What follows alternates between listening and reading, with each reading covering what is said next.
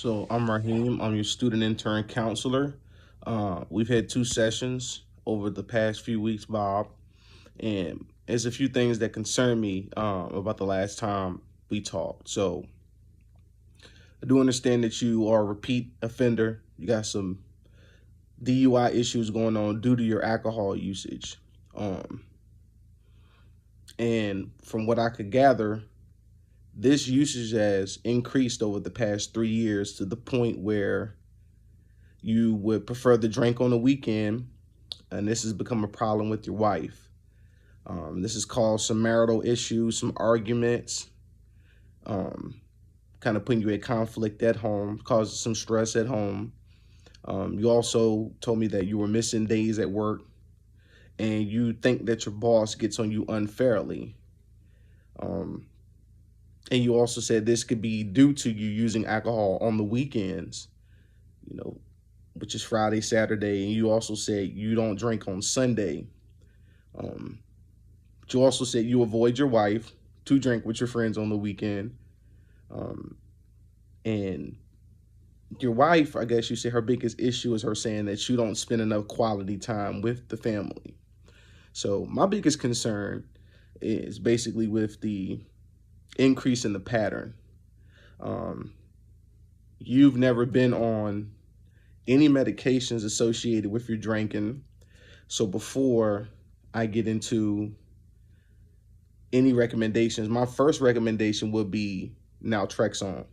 Naltrexone, I'm not going to get scientific. I'm going to speak to you in a way which we both can comprehend because I'm not a scientist, I'm a counselor. But basically, naltrexone is a medication that blocks this particular part of the brain that enjoys drinking. So when you get the urge to drink, and we're also going to talk about that going forward. When you get the urge to drink, this medication will block it. So that's what I would recommend: medication assisted treatment, along with other recommendations. Another recommendation is like understanding what I would call and what research would call the 4 C's in addiction, and when it comes to alcoholism, and that's compulsion. What's making you drink? Why do you want to drink? What's driving this? Number 2 is the control. Why can't I control the compulsion? Why do I want to drink? The 3rd C is the craving. What particular craving? Why do you have this particular craving? It could be beer, which you like to drink. Some people like liquor, some people like wine, but ultimately that's something to explore. And the last would be the consequences. Now, we've seen the consequences in the 4 C's. You have multiple DUIs. Pretty sure that could lead to you being on some type of probation. And so leading to the 3rd recommendation I'm going to give is the completion of an intensive outpatient.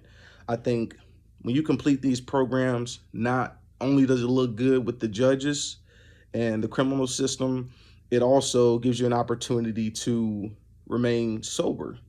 I know in the last 3 years, you said you've only been sober one day out of the week, and that's Sunday before work. So accepting the challenge of being able to see if you can maintain sobriety for 3 days, 7 days, maybe even 28 days, I think that would be a great challenge in regards to showing your family and the people around you that you're serious about getting help with this. And your family, speaking on them, I think family therapy would be my last recommendation for you, Bob, because your wife, she sees that you would rather spend time drinking with your friends.